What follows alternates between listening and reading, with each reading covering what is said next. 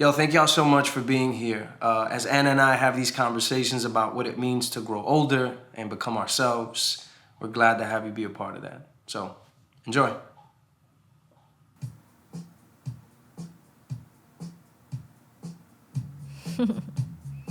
Is that upbeat? Or? Yeah, it is.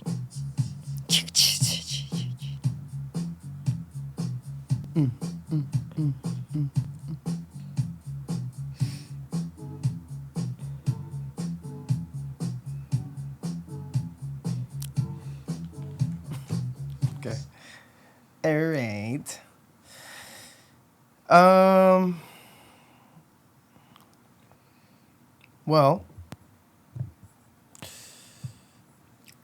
most people. Well, I don't know who's listening to this, but I would venture to say that most people might not know this fun fact about I, About me. about I, about me. I have performed quite a number of weddings. Mm-hmm. And in the process of that, for a good chunk of those, you and I did premarital sessions for the person that I was officiating, the couple whose wedding I was officiating. One of those recently came, or let me say this, the total number of weddings that I have performed is, what do you think? I mean, you have a good idea, but what do you think it is? 30. 35.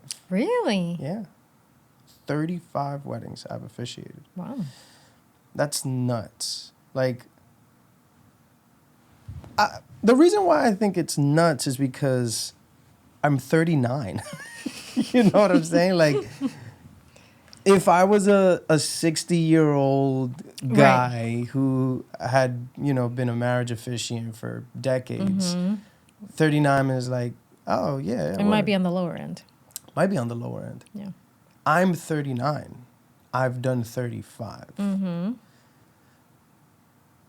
And I think it was when I officiated Taina and Isaac's wedding that I kind of came back to the reality of that opportunity. I'm like, Oh yeah, because there had been a gap. there'd been a gap. Yeah, Yeah. a little There had bit. been a long gap. And I thought to myself, yo, this is actually quite the privilege, like, to do this. And although we didn't do premarital for them, right? We didn't do it for them. Yeah, although we didn't do premarital sessions with them, the idea that I have this level of influence, relational influence in the lives of the people that have invited me, all of them have been invitations. It's not, I mean, right? Or when no? is it not an invitation? I guess when you're part of a faith community and it's kind of assumed, Oh, okay. Yeah. I've even had people, there was one couple, this was actually really cool. This was many years ago.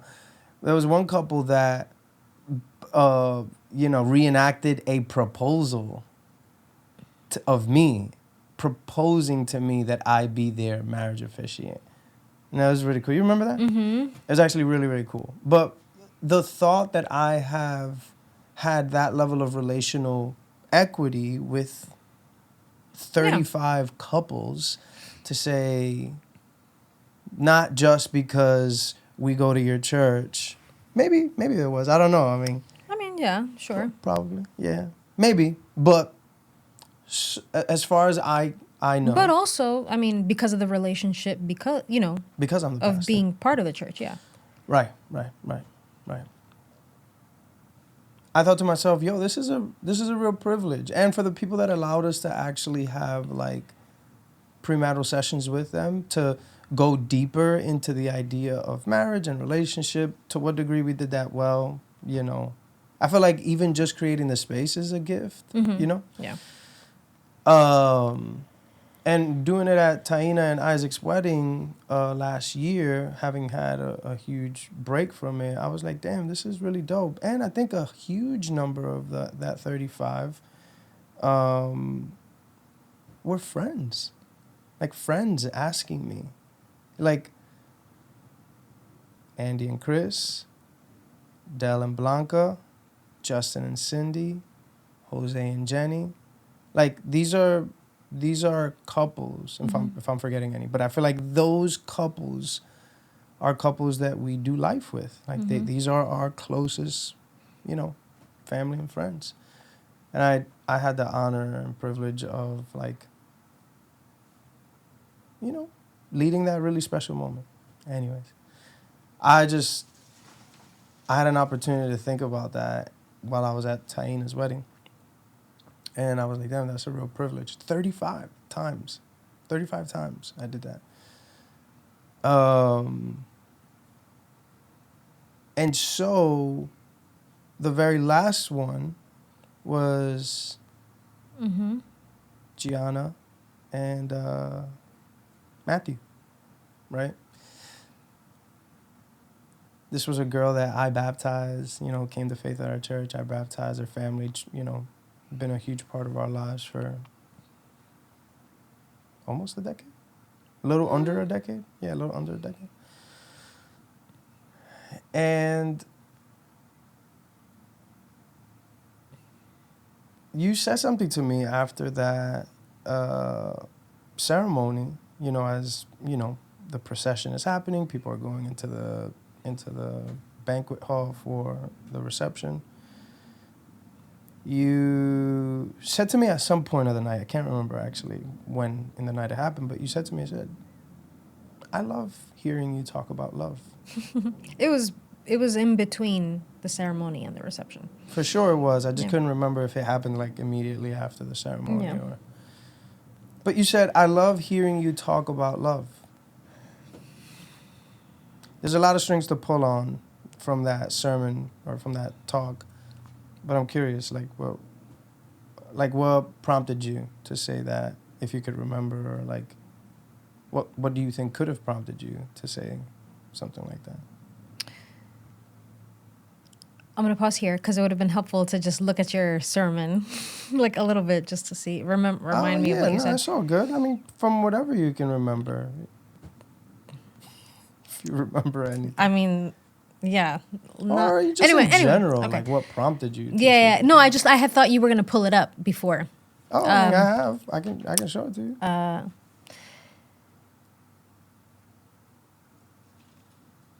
Well, what I'll say, I said that because one, I love hearing you speak, right? Like preach, speak. I really do just enjoy listening to what you have to say. And then more specifically, I think also because it had been a bit, since I had heard, just like the sermon portion of a wedding. I mean, weddings are very beautiful, just like, right. Just really lovely moments and privileges to be a part of any given one, right? So just really being wrapped up in that, but then listening to you talk about just commitment. Yeah, commitment and love as you're like imparting these brief little moments of wisdom to a couple that is now about to enter into, just a serious commitment such as marriage. So it is beautiful for many reasons, but I think among them, I would say I get to do, as I'm sure you do, get to reflect. I mean, you do because you say it, but get to reflect on our own relationship in those moments. 100%. And think about, what you share, whether it be about like sacrifice, about just like giving oneself, about the commitment, and just being relentless in like the pursuit of one another. Yeah, when I just think about those things, there's a brief moment that maybe sometimes I put myself back in that place, like at the altar, and then fast forward to like where we are now and all that has occurred to like lead us to this place. But it's also really beautiful to see how you evolve in like giving those brief messages in the ceremony too, right? So I love hearing about that because I think there's a part of me that's like I have like an inside VIP look into what he means when he's sharing this Oh, particular yeah, thing. yeah. Like I know why he's saying this, and only I know. Yeah, when he gives this example, or when he talks about never stop being curious about someone or the other, right? Your spouse. Like there are, yeah, there's like a secret joy, a secret pride that I feel of like, yeah, he's imparting these things, but I know where these things are coming from, obviously, and it just, it just feels nice. Yeah, and I think that's in large part how I wanted to have this conversation, like kind of pulling on those strings a little bit, right? This isn't a conversation necessarily about wedding ceremonies as much as it is about what we've needed along the way to, like, we're in our 16th year of marriage. In our 17th, technically. Like, we Oh, celebrated that's right. 16 years. Yeah, so we now celebrated we're 16. We're in our 17th year. Is that right? Mm-hmm. Is this like this whole 0 and 1 thing? Yeah. Is this, hold on. Yeah. Last summer, we celebrated 16 years together. And now we are in our 17th. So when July 29th comes, We'll celebrate our it'll be, 17th. we have completed 17 years married. Oh, gosh. Why was that so hard for me to, like, grasp? I It don't was know. like the whole 1900, 1901, which is the beginning of the century. Yeah. Okay. So, right, we're in our 17th year of marriage. Mm-hmm. 21st in that mathematical logic. Is this our 21st? Yes, year together. Yes, We are this- in the middle of our 21st year together. Okay. I know how long we've been together. No, I know. I am mathematically challenged right now. No, I'm not saying you got it. Right. The point is, we've been together for a relatively long time, and I think it's about, like, I want to, like, pull the strings on that more. Like, yo, what have been some of the things that we've needed to, and we still like each other. Like, we've been together for a long time. We're not just getting by. We like each other. Yeah, a lot. Right. We like each other. Right. We enjoy each other's company. What has been some of those things? So as I heard you say to me, I really love hearing you talk about love and, getting some of the insight from you that you shared just now, right? Like, there's this secret thing that is shared between us that when you hear me share publicly about these truths about love, I know what it took to get there. you know what it took to get there. Mm-hmm. Out of those we're here. Out of those kind of, like, I know what it took. What are some of the few things that you can think about right now that are like, it took this to get to this point of our marriage and to be happy, Mm-hmm.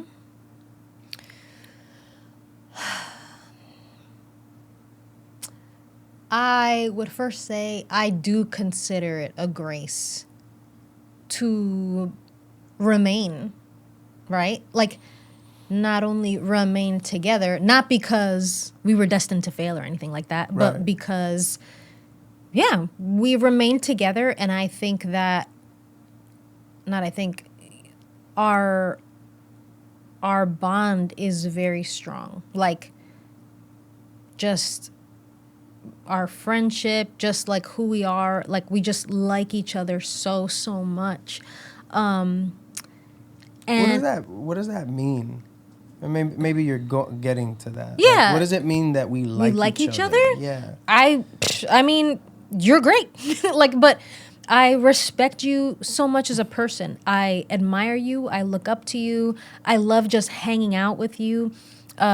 You are all things, but not in like you're everything to me. But like, I mean, you are, but in the sense of, I get what you're saying. Yeah. but in the sense of you, you are all things. Like you're my friend, you're my supporter, you're my husband, you're my lover, you're my partner, you're Michael Scott. what? What's the joint that Michael Scott What does he says say? when he's talking about?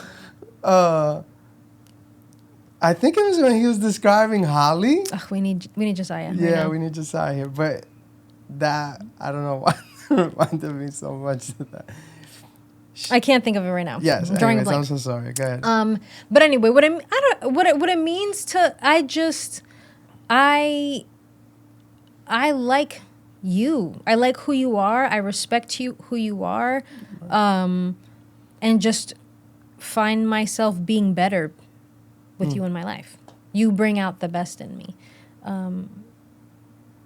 Yeah. So I consider that a grace. Yeah. A huge grace that we can say that about ourselves right now. That we like each other. Yeah. Yeah. That we've remained together, that we're still together, that I feel like we're just getting stronger. I don't feel like we have plateaued. I feel like if anything, we are like hitting like A stride? we're catching like a new stride and a new wave of like momentum. So I consider that all of a gift. I think the added bonus is that is not only a gift to us, you and me, but a gift to Josiah and Hayden. In what ways?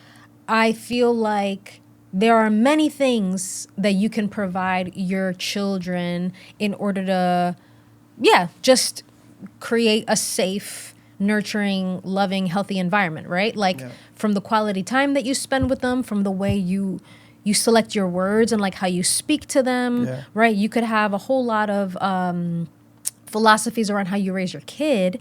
From healthy eating, right? Like we value certain foods in this house to how we speak to each other, to how we spend quality time. But whether it's at the center or at the top, however you organize your lists, being able, like, a gift that you can grant your kids is the security of like the just the parental makeup. And now there's varying forms of that, right? Like whether it's a single parent home, a married parent home, but I feel like even in each of those ways, there are ways to show your kids that there is a sense of love and security coming from the top. Yeah. And so, 100%. and that can take various forms. And so what I say for you and me in our case, like a huge gift, a huge gift is that they know and they see that, no, like my parents, they like are down for each other. Like I not only know that they romantically care about each other because there's a lot of affection, but I know that they also like crack jokes, can be like silly with each other, and they're like actually like really good friends. And so I consider that a gift. All of that is a grace. What I would say to the longevity of that, Like, what did it take? Yeah. what did it take and what does it take? Right.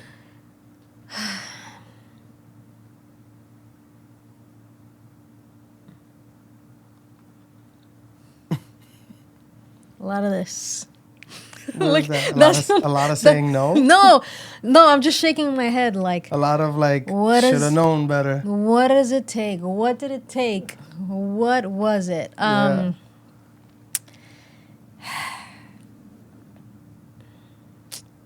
I don't know. I feel like I could say so much and this would be really long.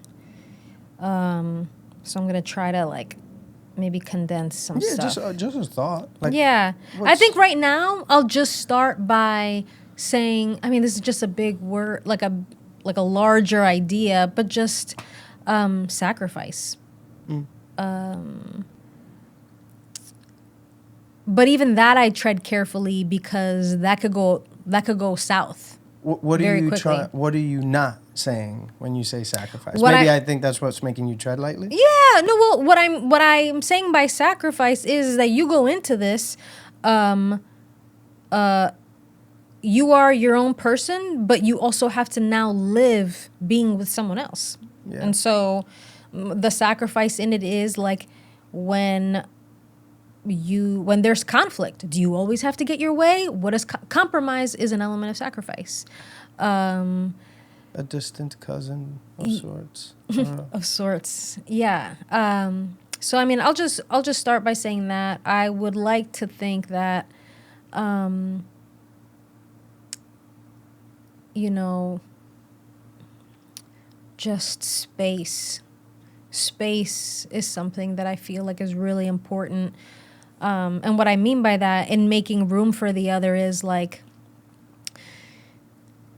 and we've already spoken about this a little bit, just the room to grow, the room to change, but also in practical ways, right? Like, how do we make room for the other person to be themselves, Yeah. right? Like, what does friendship look like for the other person? What does exploration like for the other person? I mean, there's just so much when it comes to like sacrifice just being one element. And I think the other thing that I'll say is I genuinely feel like we have prioritized like our friendship too. Like just how we get along. What are the things that we do together that we find also create connectivity for us? Yeah.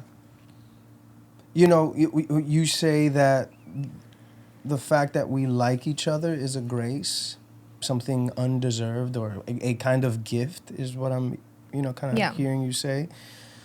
And it's interesting when you talk about anything being a grace, we tend to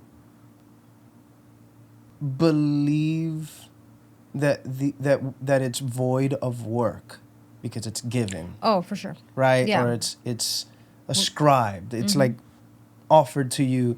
There is an aspect of grace that entails that. We think about the way that we in our faith system we say we are children of God. That title of child is ascribed to us through our faith, right? Not necessarily anything of our own doing, right? But there is another sense in that grace involves something being given to you that then inspires or motivates work, right? Like you have been granted the grace of courage and strength and vision. So go and enact that in the world, right? Big picture. In the picture of marriage, to what you're saying, I feel like it's a grace that we like each other.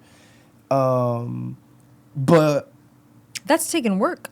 that has taken a great deal of work.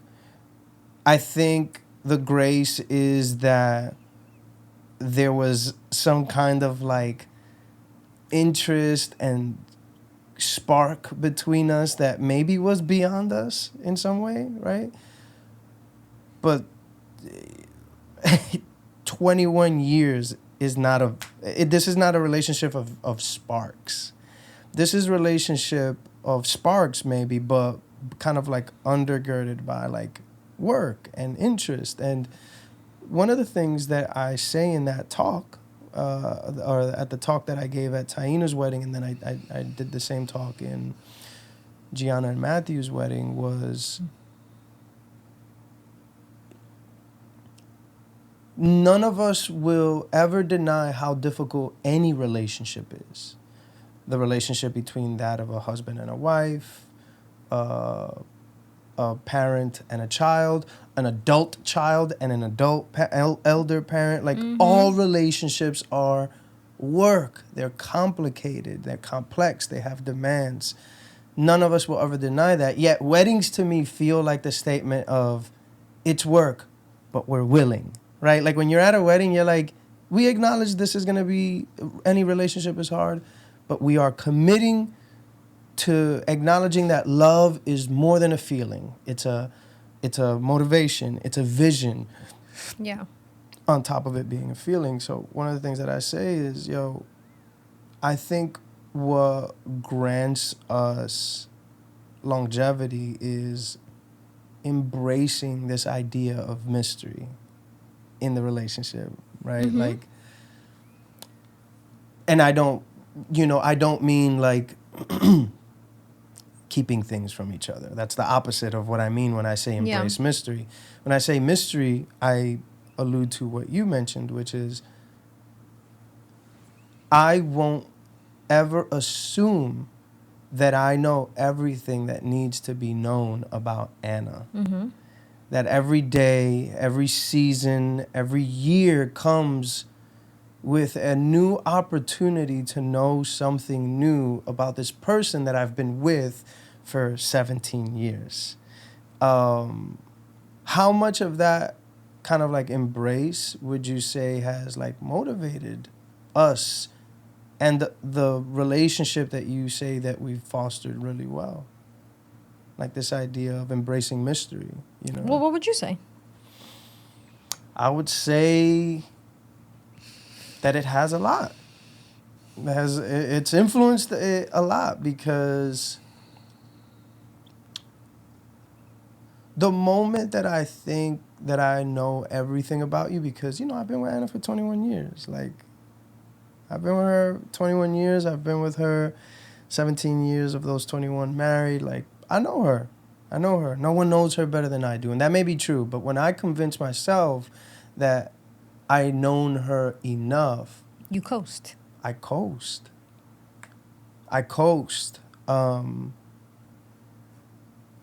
I no longer have the edge to pursue. I no longer have the edge to be romantic. I no longer have the edge to spark anything because I'm like, I know her. I know her better than anyone else. So the reality that I've tried my best to embrace, because it is also true. It almost feels like it's two sides of a coin where it's like, no one knows Anna more than I do, right? Other than, say, maybe your parents. But I would even argue that I know you in ways that your parents don't know you. You know what I mean? But like, on one side of that coin is, no one knows Anna better than I do. I know her in every way. In a lot of ways, let's just say. In a lot of ways. That breeds a certain kind of like closeness and pride even. Like, yo, I know her. I know what she wants for this. I know her preferences. I know her dislikes. I know her discomforts and whatever. I know what she dreams about in some ways. That's good, I think. The other side of the coin is, I know her. I don't need to really work hard in this relationship because I know her. Right. You coast, to your question, to your point. I think the side of the coin that causes me to coast, I think, is the dangerous side, because it's the side, as I said before, that keeps me from pursuing, keeps me from being interested. And we've said this in the past in various ways, but it is far better to be interested than to be interesting, because the latter is self-serving, or in some ways navel-gazing. It's about, how can I make myself interesting so that I can keep the attention of the people around me? Whereas the former is curiosity, outward-facing. I'm interested truly in you. Yeah. And gosh, I feel like nothing else really feeds healthy friendship like being curious and being interested in people. Yeah. I would say that we definitely didn't have that language, right? No, Early not on, at all. as far as like embracing mystery and being curious in one another. I almost feel like we didn't have that concept. Like, we Yeah, didn't even which have and that which is what concept. I was gonna say. I think that it's also looked differently throughout the years, based on seasons and circumstances. There may have been more interested years than others, Yeah. depending on like what was going on. But the more that we leaned into that idea, the more we embraced it. Like, the more we internalized that for each other. The more it became true of us. Yeah. Yeah. The more it became true of us, so much so, I think, funny enough, I think there are times where you always ask a lot of questions about anything and everyone, right? Anything and everything. You're asking questions because you're a naturally curious person.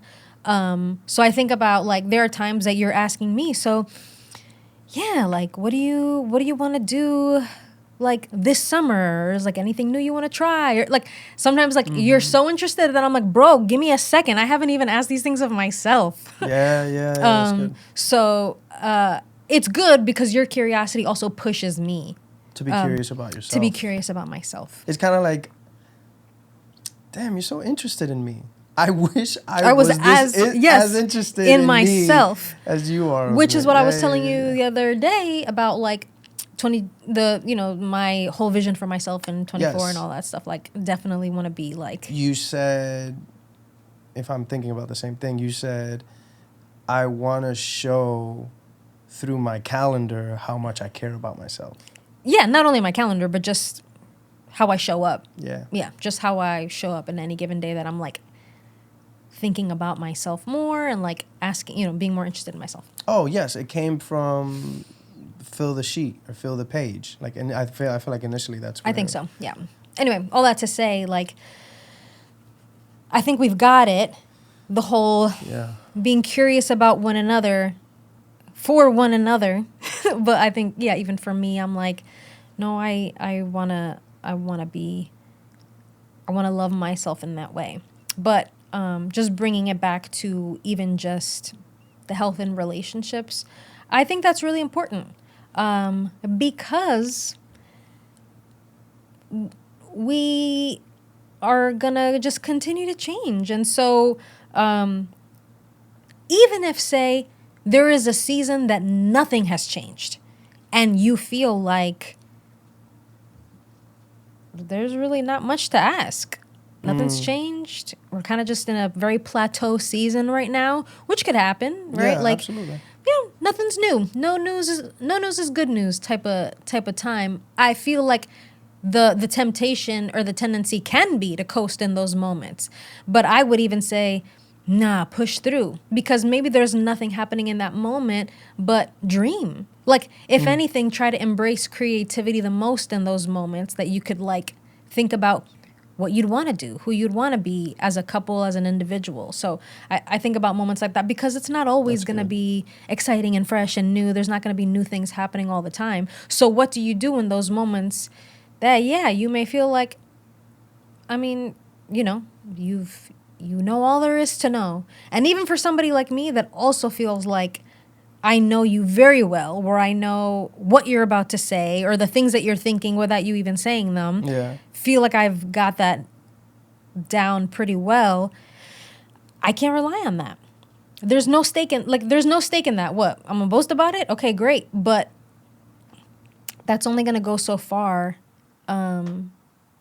without showing you that I'm interested in you in your life. Because it builds friendship. It builds depth, and you just might discover something that you hadn't. And I think also the danger might be, like, if you don't ask, there could also be, like, if you don't ask what? What do you mean? If you're not asking questions about the other, it could also breed in the other person, like, maybe they do have stuff to share, but they're never being asked. So it's like, oh, they probably don't even want to know. Like, the feeling that you get when you are made to feel like you're not an interesting person. Yeah, like, you could be in a crowd, like at a gathering or get together or whatever, and you may have this really cool thing that you want to share about yourself. But say you could be in a table, of a dozen people, and everyone's talking, and you have, like, this really cool thing, but you may not feel as confident to just share it. Yeah. But if someone were to say, hey, Rich, yo, what's new with you? Then you're like, oh my gosh, okay, let me tell you what's new, right? But if maybe no one asks, if no one took that moment to ask and, like, put the spotlight on you, or just when those words communicate, hey, I care about you, you would never share this really great thing. And so I also feel like, there's like pitfalls to that too. Like, oh, if, you know, so, if I find that in this particular relationship, I'm never really asked about anything or checked in on, my tendency to share or my inclination to share is just going to lessen and lessen more and more and more and more and more. And I might not even want to share there anymore. There may be somebody else that's interested in me, and then that's where I share. This brings me back to something that you said a few conversations ago that I just thought was so helpful. And it was really simple, but it was like the enthusiasm that one shares, and in the context of our conversation, that one partner shares with the other, a spouse shares with the other, the enthusiasm that they share in the other. Like, I am enthusiastically interested in you. I mean, that's just a great feeling. Mm-hmm. No matter what, honestly, like when anyone takes interest in you, whether it's at the lunch table, at the basketball court, at the restaurant, at the church, at the community, or whatever, like when anyone takes interest in you, that's just a fantastic feeling. Mm-hmm. It makes you feel purposeful and like good. Mm-hmm. But also in the context of a romantic relationship, context of a marriage, I'm like, and in the context of a marriage that has been together for a while, you're like, damn, that makes me feel like I have depth. Not just that the relationship has depth, but that I have depth, that I am more than what 20 years, in our case, can say. Mm-hmm. You know what I mean? Like, no. People are like, yo, but 20 years is a lot. Like, you can really get to know a person in 20 years. Yes. But what we're saying, I think, is, but there's more. Like, there is more to you, Anna. Mm-hmm. There is more to me, Rich. There is more to whatever it is that we've been building for 21 years. There's just more. And when you show enthusiastic interest in the other, you're not just letting them know, hey, this is something deep we have here. You're also letting them know you are a deep well, and I have not even yet begun to like extract all of this well that you represent. And I'm like, man, that does something to a person when you make them feel that way. It's really beautiful, yeah. When you make them feel like, yo, you're so much more. But you also said something just now that made me think, like, the pitfall of not being enthusiastically interested in your partner is that one of the pitfalls, perhaps, is that they may believe that you are not interested. And that may cause them to believe that they're not interesting. Oh, 100%. Right? 100%. That they're not interesting. Check this out. This is what I think, at least. And that may lead them to believe this is not a safe relationship. That feels like a stretch. Okay, well, say more about that. I think the reason that it makes the other feel, when you don't show enthusiastic interest, it makes them feel like this is no longer a safe relationship, is because wherever you're not being like sought after, or a relationship that makes you feel like you're not interesting, you no longer have the courage to be vulnerable. Because any moment that you share anything meaningful about you, you feel like you're throwing it into a black hole because they're not interested. Why would I feel compelled to share anything secret about myself to someone who I believe is not interested in me. So I no longer feel like this is a place for me to be vulnerable. If I'm vulnerable, I'm calculated about it. Yeah. I pick and I choose, but I don't really make myself bare in front of this person. And there's a variety of reasons why we may choose not to be, let's just use the word, naked in front of each other. In front of each other. But I think if you are not led to believe that the person you're in a relationship with is not interested in you, like if they're not interested in you, then why would you ever share anything about yourself? At least anything deep. I don't know. What do you Yeah, think? I think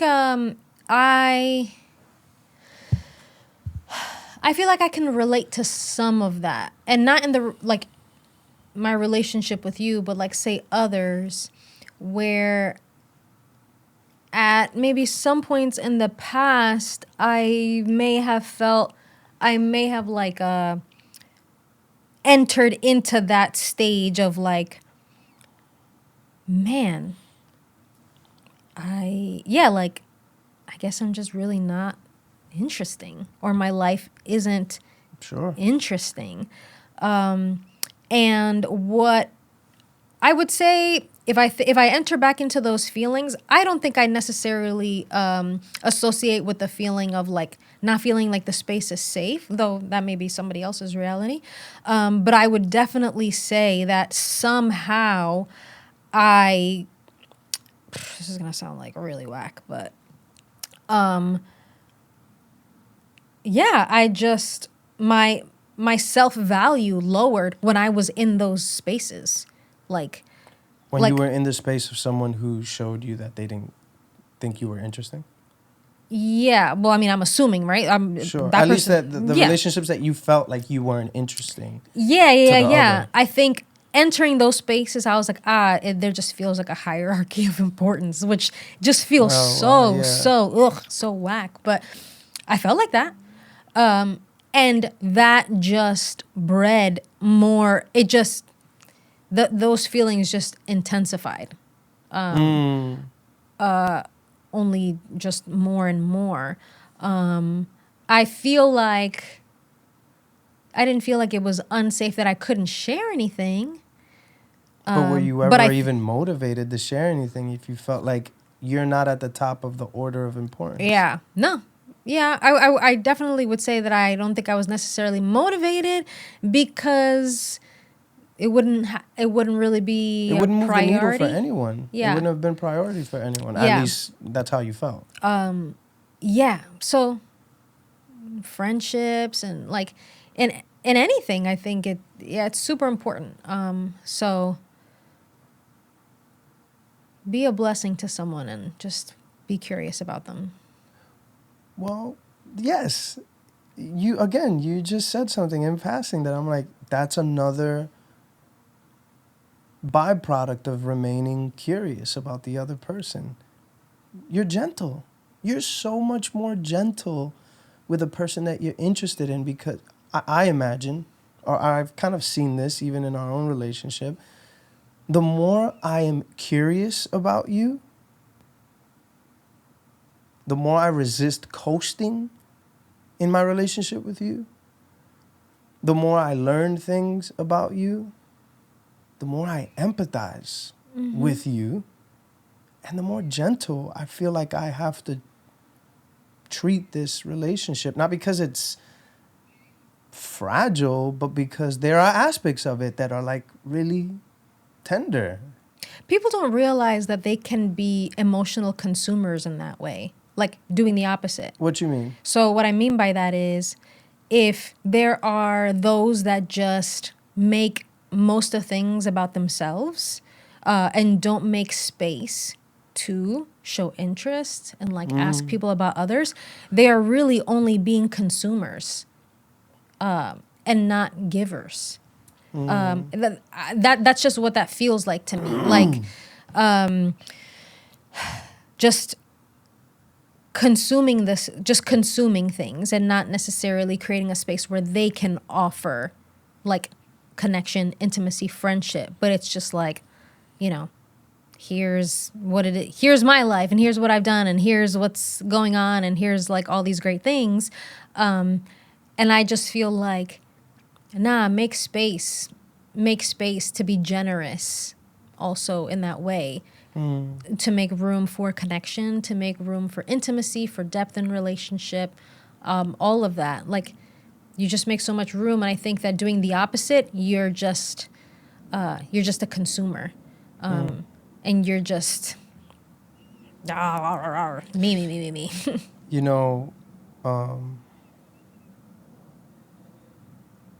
one of the things that I think as we talk about all this stuff, one, I'm convinced more and more, like, relationship is, what did that one book say? I'm trying to remember. They said, I want to stop saying that relationships are work, because then we make bad associations, right? But instead, we say relationships have a cost. I don't know if that's any better, but I feel like that language sometimes Depends on what relationship you have with work. Yeah, it also depends on what relationships you have with work. But I get it. But there's a cost. Friendship, there is a cost to friendship. There is a cost to relationship, you know, especially when it comes to marriage. So it makes me convinced more and more that these kind of relationships have a cost. But the other thing it does is that, and I've said this before, and I say this in this particular talk, that this is why I'm convinced that love is the greatest risk we can ever take. Right? You've heard me say this. Because in order to experience it in its truest form, love, you have to show up. Mm-hmm. Like, all of you. Mm-hmm. All of you has to show up. And what's interesting in our case is that we thought we were showing up at the altar, July 29th, 2007. We thought that we were showing up, all of us. And what we've learned in 21 years is that every day I showed up that day. I showed up that day. That day I showed up. I didn't show up for, January of 2024. That's right. I thought I was. I thought by saying forever and ever and ever, that just counted it all in one you thought combo it was cumulative. package. You thought it was cumulative. Un combo. Un combo. Arroz con guandule, habichuela, right? Like, chicharrón de pollo, right? Like, you are required to show up. Every part of you has to show up if you want to fully experience love. Mm-hmm. But you realize that that's much harder than you can ever imagine. For many reasons. Perhaps one, because you lived a life before saying yes to this loving relationship. You lived a life of shame of a certain aspect of your life, a certain experience of your life, and you resolved to hide that part of your life because you thought that hiding it was going to make you more lovable to whoever. So you resolved to hide it. Ironically enough, in order to ensure love. But when you hide any aspect of yourself, you rob the person that you are in loving relationship with from loving all of you. There's a risk there. And that's a risk. What's the risk? The risk that that person is not going to turn away. If you what? If you bear it all. There's a risk. You cover or you hide this thing for so long because you just feel like, oh, it's just easier that way if it doesn't, get involved in this new mix. But yeah, the the ideal is to just be able to be free and just show up all of you. But there is a risk because you can't control how the other person is going to receive or react to all of one's self. It's the risk. Especially when you think that the part of you that you've worked really hard to hide for so long is not lovable. Yeah. Like if you're convinced, no, I have to keep this hidden Because I don't even like it. because I don't even like it. I know they're not going to like it. And I risk ending this connection, which I feel like, well, let me not say that because that's not entirely true. But I was going to say, just for the sake of conversation, the irony of that is that we often get the other to love only a version of ourselves. Yeah. Like the version that we are deciding to put out there, but not the truest version. And this has happened to both of us at various stages of our marriage where, 15 years in, 16 years in, 10 years in, we'll say something, we'll bear something to the other that we were like, yo, I've decided not to share this, but for this long, and I'm sharing it now. And it has shocked either one of us. And I'll speak for myself. The reluctance was, if I share this, they're going to stop loving me and I will throw away 20, 17, 18 years of our marriage relationship down the drain. So I have a lot of incentive to keep it hidden. Just keep it going. To keep it hidden. Mm-hmm. And I have zero motivation to bear it. If I was a betting man, I would not bet against, I would not bet in favor of sharing it, Yeah. right? But what I've come to realize in those moments is that when I do share that thing, the thing that I was so terrified would happen, which very well could have happened, didn't happen in our case. Mm-hmm. I was afraid you would reject me. I was afraid you'd see me different. I was afraid at worst that this would be over, right? Mm-hmm. But instead, you looked at me and said, this doesn't end us. This required conversation, but it doesn't end us. The thing that I never imagined could have happened, the reason why I would have never bet on being vulnerable is the very thing that happened. And that's the risk of love. Like, I just hope. And look, just for like conversation's sake, the thing that you've kept hidden that you think is unlovable, and by some divine grace, you find the courage to share it, the other person very well could say, I can't deal with this. Right. This is too much. Mm-hmm. It very could well can go in that direction, Yeah. and that's what makes it risky, and that's Yeah. what makes it scary. Yeah. But it could go the other way. And that's a defining moment in any relationship's, lifespan Yeah. or life. We've come a long way, babe. That is for sure. That is for sure. What's interesting is another thought from this talk, in light of what we just shared is, I say being naked before each other is a really exciting thought physically. Like, I'm ready. Mm-hmm. I'm ready to get naked Mm-hmm. physically. We got it. I'm just saying, I'm ready.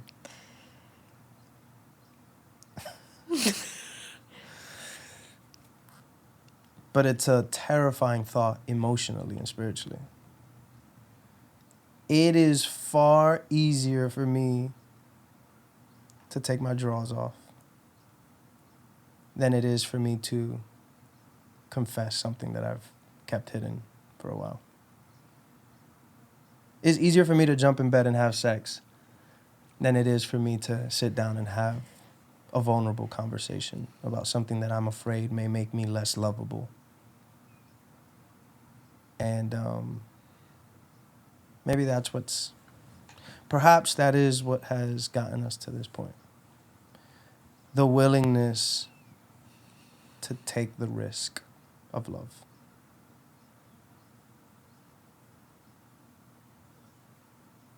Yeah. I would say that the only reason, because we've taken many risks, Yep. right? And the reason that we've been able to make room for the next one is because how we showed up for that previous Oh one. my gosh, that's a great point. You know? That's a great point. It wasn't. I'm sorry, say it again. I might have like spoken over you, but that's a great point. Yeah, no, what's made room for us, because it's been multiple risks and, you know, moments of like, let me just take this step and bear it all. There wasn't one defining moment, but many of those moments along the way. But what has made room for that even to be possible is how we showed up for one another in that last one. That's good. That's really good. And so it's not like I just muster up the energy, just grit my teeth and just go. I have experience and I have something that I can go back to and say, oh, no, wait. Oh, I that's was so good. That's I was really safe good. last time. I came out of it safe. And all the more feeling connected. So I have something to fall back on. And I have like an experience, a feeling, proof that I can rely on and take to the bank for now this next thing. So I think that has also been what has carried us along the way, big or small, right? From the really, really big things to the medium-sized things to the, I'm just going to say it, things. Yeah. How we show up for one another in each of also those different sized moments matters. It matters.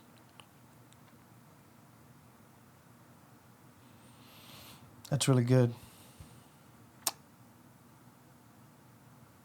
Conversations like this make me, convince me more and more that, like, who we are, identity, both as individuals and as a couple, is not something that we create. Identity is not something that we create. It's something that we find, something that we discover by being curious, by asking questions, by observing, By excavating. excavating. Mm-hmm. Identity is not something we make, it's something we find. And I think that says something about who you are now. Like, I am the person that I want to be and that God designed me to be under the rubble of so many false selves. Like, I am already how God made me and sees me. I'm just layered under so much rubble of hard experiences, betrayal, heartbreaks, lies. And being curious is perhaps the greatest excavating tool. Mm-hmm. And being in a relationship of like-minded curiosity is the greatest excavation tool.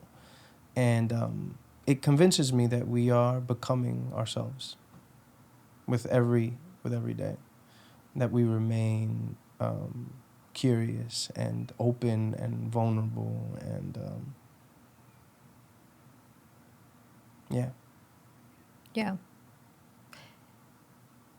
You will only exist. You and I, each of us, right, will only exist during this one time, right? And I think that, not that you owe it to yourself, but just what you're saying, like who you are underneath all of the rubble deserves to be excavated and revealed, because there will never be anyone like you. There will never be anyone like me. Like, we are a unique representation of an identity, of an image for this one moment in time. That's good. And so when I think about it like that, I'm like, oh my gosh, there's no time to waste. Like, I want just, okay, where's like my tractor so I can just get all this extra stuff out, because I just want to see like my realist self removed of all of this other fake stuff around. That's good. Yeah. I want to just reveal my truest self, so that all that was meant to be seen can be seen and experienced. Not just for me, as you know, especially for me. Yeah. Like, I want to see it, but for others to be able to also see it as well. So I feel like we owe it to ourselves to allow ourselves, you know, to just be unearthed, to just be fully revealed, so that we can just really enjoy and experience like our truest selves. That leads me to believe, like, something practical about relationships and things. Relationships will either serve as excavation tools or as tools that pile on more rubble. And we're having to make the decision, is this a relationship? Is this a thing? Is this a space that will help me unearth who I am? Or will it just create more rubble for who I am? If it's more rubble, then I ain't got no time for you, you know? But if you're going to help me discover more of who I truly am, then this feels like a relationship that I can invest in. Yeah. And that I could, conversely do the same for. Keep digging. Similarly do the same for, not conversely, but similarly do the same. Keep digging. I like that. Keep digging. It's great. Good This stuff. was great. Thank you for being a part of this. Love you. Thank you. Love you. This was a good.